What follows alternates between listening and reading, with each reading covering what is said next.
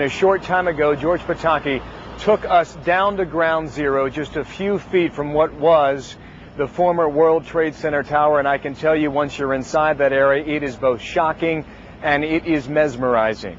We'll let the governor take us through on a short tour now. We're in there working right now, trying to fix them.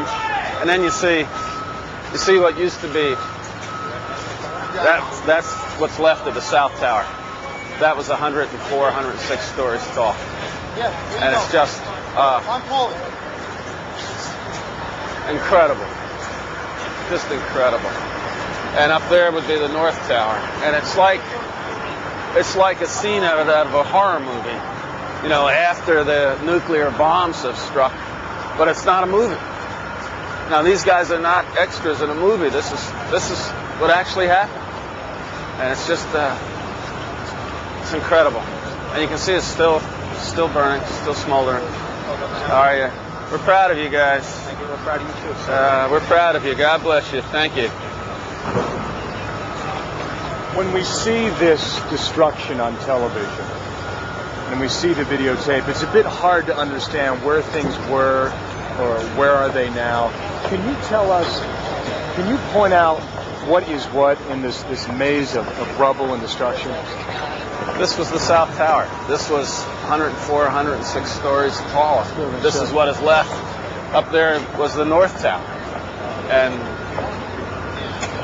my office used to be in this building.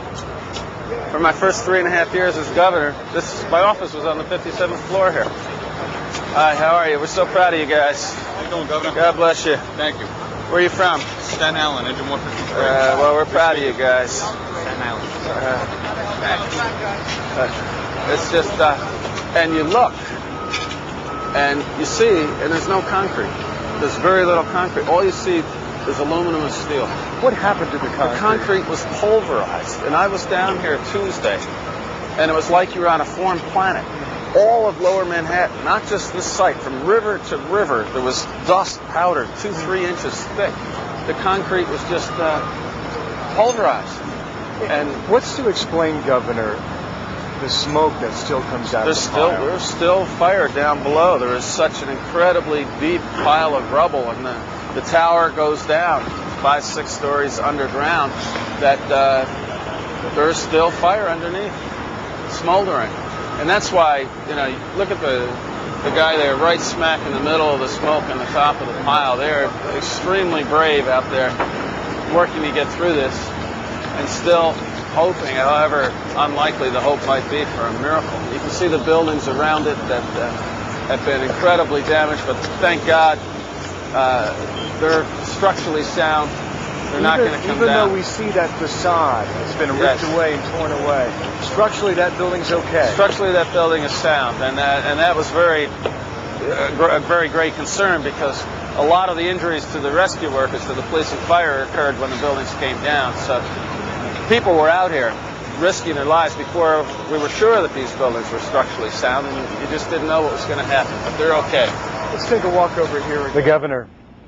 The governor a short time ago, and there is so much more to show from what we saw. We spent close to an hour down at ground zero touring that area with the governor. One thing to pass along, the area quite dangerous at this time, but you may have seen the outside skeleton of the South Tower, that area of twisted metal that extends straight up in the air. They're still saying that's about 20 stories tall. It's in danger of collapse. What they're trying to do at this time is a few construction crews in from North Carolina have come up here. They want to attach cables to that part and drag it down to the ground. They're going to have some difficulty doing it, though. They say they might have it down by Tuesday of next week, but it's something that they are watching and keeping a close eye on at this point.